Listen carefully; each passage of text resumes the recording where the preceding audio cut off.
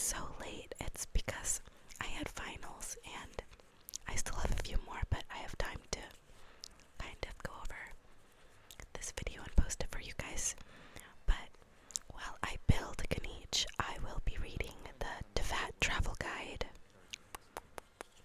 Devat travel guide, Devat travel guide.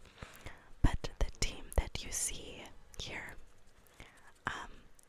I actually recorded this video before Eonson came out, but now that Eonson is out, I will be running her with my kinich, don't worry. Anyways, I'm also going to include the C2 xilonen pools in here. You guys will be able to see how that went, and I'll be able to share that with you guys, but enough lollygagging. I'm gonna read this Devat travel guide with you guys. Alright. Let me get some water. Water. Are you guys excited for Skirk?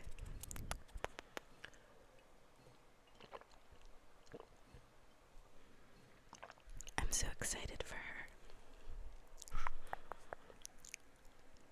Okay. How do I do this? Okay. Volume 1, Mondstadt chapter. Devat Geographic Special Edition, Alice's Mondstadt Diaries. Data Upa Gorge. The 3 electoral tribes located in this valley are all densely populated. What if we built a huge spinning, ball-shaped cell in the center of the valley and threw all of the electrons into it? That way we might be able to generate enough energy to power all the mills in Mondstadt for at least 5 years. Excuse me. If we took it one step further by grinding the electrons that are too old or too weak into food and feeding them to the strong ones, we might just build ourselves a perpetual motion machine that can support a huge factory like in Snezhnaya. It seems totally feasible to me. But when I told Miss Lisa about this idea, she just looked at me and pondered in silence for a long time, then changed the subject gracefully. Star Snatch Cliff. The animal archon is a bit too undisciplined for me. If I were a god, I would not have allowed my realm to look so unorganized and ragged. With enough bombs placed in proper positions, even huge cliffs like Star Snatch would crumble into dust in a second.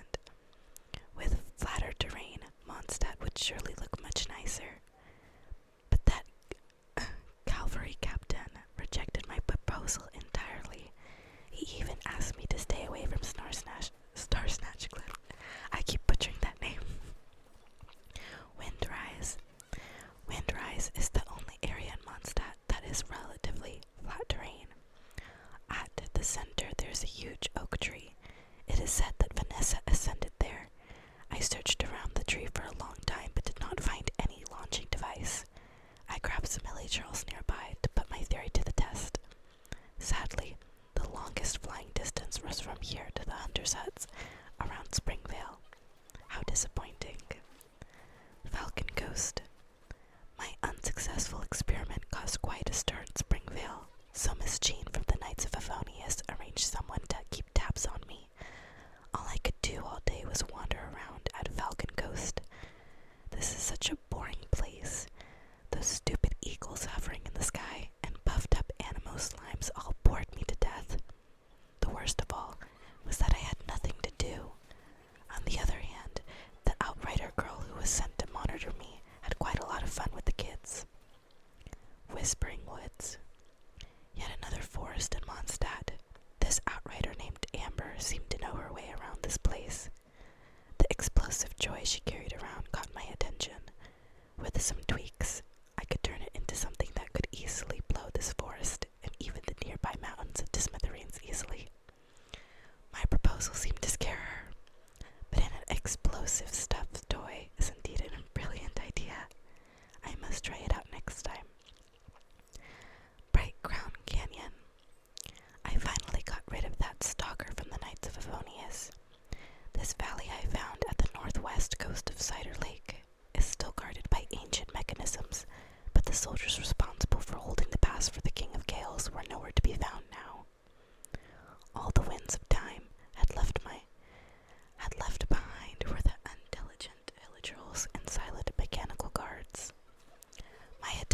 control ruined guards with hilly churls failed as well. The guards split into pieces, and as for the fate of the hilly churl stepped into it, strapped onto it, I will spare you the gory details. Half of the ruins were also destroyed in the process. Stormdare's Lair. Bright Crown Canyon leads to this huge ruin of an ancient city which is built by the cruel king of Gales, Decabrian. Or I think it's Decarabrian. Decabrian. I like to call him Decabrian. The city was built in a ring shape. It seems that every resident of the city has been arranged their own spot between the inner and outer rings. Right in the center of the city was the tall tower where the king of Gales resided. The ruins of the domain of this cruel king, who had once tried to control his people's lives, are now utterly deserted. I blew up a few arcades so people can climb to the tower more easily. Looks quite good to me. The ruin feels more ancient now. That was volume 1. The Mondstadt chapter. Okay, volume 2. The Liyue chapter. Devat Geographic Special Edition. Alice's Travels in Liyue. Dewa Marsh. The northern stretch of the Bishui River turns into a wetland. If you look south beyond the stone gate, you will see a silver grass marsh as far as the eye can see. At the southernmost point of the marsh is an inn perched atop the giant rock. That is the Wangshu Inn, the highest point on the entire marsh. Look south from there and you will see Guili Plains. You can also make out the Guyan stone forest across the sea. Also, there's a weirdo saying, staying at the inn on the top floor. I don't think I've ever heard him say a single word. Lunch is a true feast at Wangshu Inn. The kitchen is equipped with every utensil you could imagine, perfect for getting some practical alchemy experience. On the topic of alchemy practice, I've got a few things to test out in my search for an explosion catalyst. If everything goes smoothly, I'll spend a few more days here, then head to Guili Plains. Guili Plains. In the end, I came to the Guili Plains a few days later than I had originally planned. Records suggest that prior to the Archon War, this place was a thriving marketplace. The foxes and wild finches are stunning here, with fur and feathers that have a certain glow about them. But I can hear that they can be pests too. Liyue locals complain that they keep eating their fruit offerings to the Geo-Archon. I wonder if that gives them a fruity aroma when roasted. Maybe I should go hunting. They run a strict operation at the checkpoint on the main road, but the guards who work there are friendly people. I made a potion from some local herbs, and gave it to one of them for his stutter. It cured him, but it did have some minor side effects. He now can't help but constantly imitate everyone he comes across, not just what they say, but the way they say it. It's uncanny how spot on his impressions are. Julian Karst. I'm told that somewhere amidst the misty peaks of Julian Karst lives an Adeptus, the exact location hidden somewhere in the ocean of cloud.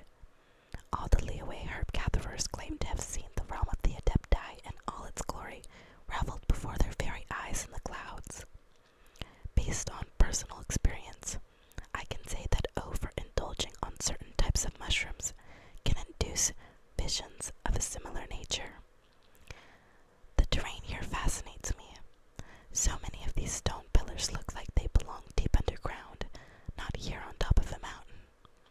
There's supposed to be an underground reservoir here. Part of me wonders if all the water was drowned out. Perhaps Julian Karst would find itself back in the ocean, on the ocean floor where it belongs. My travel companion, Zhongli, is the sternest person I know, but he seems most entertained by this theory. He won't stop laughing.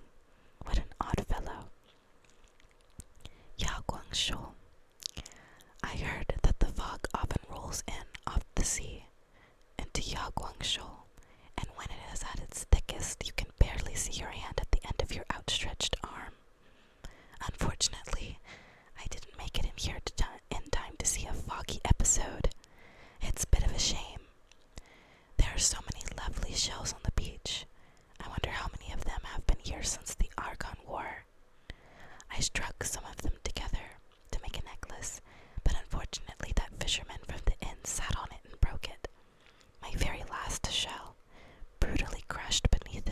merciless buttocks. None were spared. Not only that, but because he injured himself on the shards of the broken shell, I had to pay his medical bills. A giant conch shell stands on the beach where the Liyue River. Oh my gosh, I'm butchering this. I'm sorry. Enters the sea. A kind of old lady lives there. Her family is said to have sailed here on the giant shell, and she spends her time rescuing shipwrecked people who end up drifting near the shore. I think that repurposing the giant shell as a self-propelled boat would make it much easier for her to rescue people from the sea. But after I lost control of my third prototype seashell boat and it blew up, the kind old lady decided she was not going to rescue me from the sea anymore. Goyun's Stone Forest. This is the site where the Geo Archon defeated the sea monster. Some of the great stone spears that pierce the ocean floor still tower above the surface of the sea, though many snapped long ago. The hexagonal stone pillars formed from a word vomit, conglomeration of geoenergy are quite intriguing to look at. Viewed from above, one gets the impression that they are deliberately arranged in their current form to make a specific shape on the ocean surface. Maybe that was the real reason the Geo Archon rained down destruction on the ocean floor with his stone spears. Maybe it was all just a big joke, albeit in extremely poor taste. Zhongli from Liyue Harbor seems extremely knowledgeable on Liyue folklore, but I've never actually seen him come here. I can see the Wangshu Inn in the distance. I bet that weirdo I met here last time is still staring this way now. The flow of the ley lines around here is unique in all of Liyue.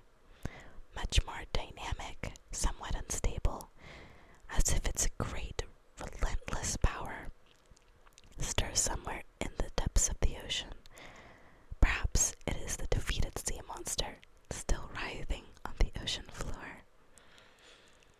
And this is volume 3, the last volume, the Inazuma chapter. To that geographical special edition, Alice's Inazuma Diaries. Mount Yogo. I'm butchering that, but bear with me. Lush sakura trees grow all over this mountain on the northern end of Narukami Island. These sakura all share roots with the largest of them, the sacred sakura, which sits on the mountain's summit. The Grand Narukami Shrine, greatest of the Inazuman shrines, is dedicated to the sacred sakura. Little Liyue has been the one managing the shrine in recent years. How she's grown. It's just a shame, really, to think that I can never again make her cry as easily as I used to. Really, I thought that she'd quickly get drunk, start to cry, and start talking all silly, but she drank me under the table instead. I made a fool of myself in the process and was quite thoroughly mocked for it, getting made out to be some old woman who got what was coming to her. And here I was looking to tease that little girl a bit more too. Inazuma City. I brought a new firework formula to that Naganohara kid's place, but when he heard me talking about a new medicine that might cure his deafness, he demurred and did not accept it. This kid has never been conservative about explosives, always diluting them to the point where they cannot cause any oblivious physical damages to the environment, and always relying on the combustion of different metals to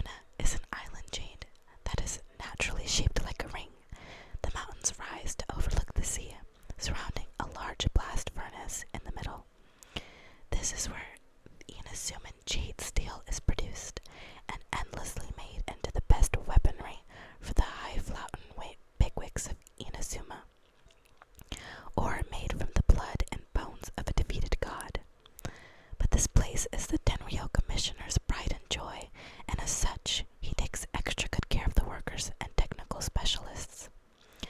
I was accompanied during my time at Tatarasuna by a lady named Kagami Kosen. She seems to be a leader amongst the workers here and has an official shogunate post. Even though she is the Tenryo commissioner's subordinate, she very much looks like his equal in front of the warriors. All of them trust and love her. I dare say that her respect for her dispatches might be even greater than what they give the shogun.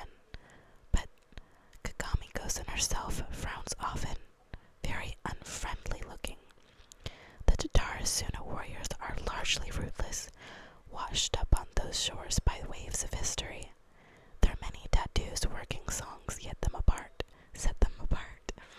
but also strengthen their mutual bonds. Like the other workers at Tatarasuna, Kagami Kosen's body has scars from high temperature burns from Tataragami.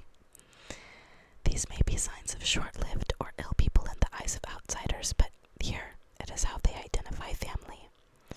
I took the liberty of modifying the Mikage furnace, throwing a few valves and panels into the sea and improving the containment dome, oh my gosh, which back then could at best be rated better than nothing. I wonder if those engineers from Fontaine will be pleasantly surprised. Old man Cujo might be a little upset from production going down, but at least the furnace isn't going to go haywire from overheating, and I believe that even in the event of a war, which may soon come, the explosion should not be too large. Large according to my personal standards, of course. Actually, might my ingenious inventions perhaps prevent war from breaking out at all? Well, I for one would be more than pleased to see the expressions on those astrologers' faces when their predictions come to naught. Yashori Island. The blue, clear skies over Yashori Island really are a pleasant sight. The studio Amin Yuji explained that the Raiden Shogun placed many wards over the place to prevent the corruption that seeps from the remnants of the serpent god, or something like that. I'm not good with the religious jargon. As far as I can observe, these lampposts are quite interesting. Although they have the appearance of items dedicated to the Electro Archon, the techniques used to make them are quite familiar to me. Oh, well, would you look at that? This is supposed to be a travelogue, not some tedious academic paper. We were warmly welcomed by Washizu, head of the Haiki village. The grilled fish and onigiri were great. Also, that place they call Nasuji Beach was full of friendly pirates. It's just a shame that I couldn't stay on this island for longer. The mines on the island are busy places indeed, but the equipment they use there is quite backward.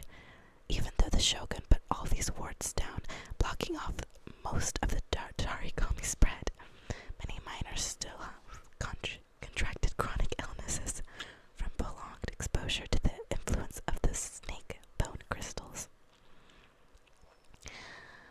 The sakura mochi that the Amin Yuji, I'm butchering that, brought with them are very tasty, but they're hardly the equal of the beauties that little Yai makes. I should probably pay a visit to Asai Shrine later. I wonder how that fat cat's been doing lately. I did try to catch it with a specifically crafted cage the other time, only to be stopped by that killjoy shrine maiden. And that's the end of the book. To that travel guide, those are all 3 chapters. And I feel like I butchered most of it, but I hope you enjoyed nonetheless. But anyways, I'm so happy that, at this point in the video, I'm showing you the xilonen, how that went down and stuff. But it was a long process. I had to wait until the end of the month to get like the extra 5 wishes from Stardust and from Imaginarium, and that's when I eventually got her. Thank gosh I won her 50-50. But I